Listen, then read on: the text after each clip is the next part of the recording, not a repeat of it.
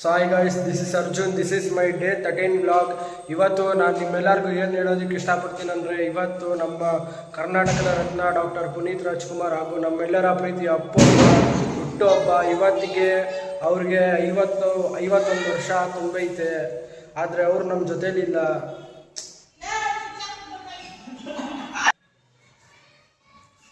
So guys, ನಾನು ನಿಮ್ಮೆಲ್ಲರಿಗೂ ಏನು ಹೇಳೋದಕ್ಕೆ ಇಷ್ಟಪಡ್ತೀನಿ ಅಂದರೆ, ಇರೋಷ್ಟು ದಿನ ಎಲ್ಲರ ಹತ್ರನೂ ಖುಷಿಯಾಗಿರಿ ಮತ್ತು ಯಾರ ಹತ್ರನೂ ದ್ವೇಷ ಕಟ್ಕೊಳಕ್ಕೆ ಹೋಗ್ಬೇಡಿ. ಯಾಕಂದರೆ ಇವತ್ತಿದ್ದವರು ನಾಳೆ ಇರೋಲ್ಲ. ಸುಮ್ಮನೆ ಯಾಕೆ ದ್ವೇಷ ಇಲ್ಲ, ಇರೋಷ್ಟು ದಿನ ನಗ್ನಗ್ತಾ ಖುಷಿಯಾಗಿರಿ. ಅದನ್ನೇ ನಮ್ಮ ಅಪ್ಪು ಬಾಸು ಹೇಳಿರೋದು. ಯಾರ ಹತ್ರನೂ ದ್ವೇಷ ಬೇಡ, ಯಾರ ಹತ್ರನೂ ಶತ್ರುನೂ ಮಾಡ್ಕೊಬೇಡಿ ಯಾರನ್ನೂ. ಯಾಕಂದರೆ ಇರೋದು 3 ದಿನ, ಯಾವಾಗ ಏನಾಯ್ತದೆ ಹೇಳೋಕ್ಕಾಗಲ್ಲ. ಇವತ್ತಿದ್ದವ್ರು ನಾಳೆ ಇರೋಲ್ಲ. ಹಾಗಾಗಿ ನಿಮಗೆಲ್ಲ ಇದು ಅಡ್ವೈಸ್ ಕೊಡ್ತಿದ್ದೀನಿ, ಅರ್ಥ ಮಾಡ್ಕೊಳ್ಳಿ. ಅಪ್ಪು ಬಾಸು ಇದ್ದಾಗ ಅವ್ರ ಬೆಲೆ ಏನು ಅಂತ ಯಾರಿಗೂ ಗೊತ್ತಿಲ್ಲ. ಆದರೆ ಅವ್ರು ಹೋದ್ಮೇಲೆ ಏನೇನು ದಾನ ಮಾಡಿದ್ರು, ಏನೇನು ದತ್ತು ತಗೊಂಡವ್ರೆ ಎಲ್ಲ ಈಚೆ ಗೊತ್ತು.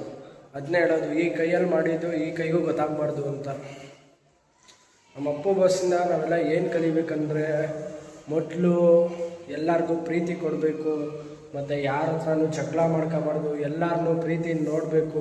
ಅವರು ದೊಡ್ಡವರೇ ಆಗಿರಲಿ ಚಿಕ್ಕವರೇ ಆಗಿರಲಿ, ಯಾರನ್ನೂ ಭೇದ ಭಾವ ಮಾಡಬಾರ್ದು. ಜಾತಿಲಿ ಎಲ್ಲರೂ ಒಂದೇ ಅಂತ ತಿಳ್ಕೋಬೇಕು.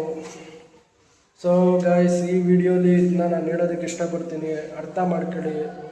ನನ್ನ ಮಾತು ನಿಜ ಅನಿಸಿದ್ರೆ ಕಮೆಂಟಲ್ಲಿ ನಿಜ ಅಂತ ಕಮೆಂಟ್ ಮಾಡಿ, ಇಲ್ಲ 100% ಅಂತ ಕಮೆಂಟ್ ಮಾಡಿ.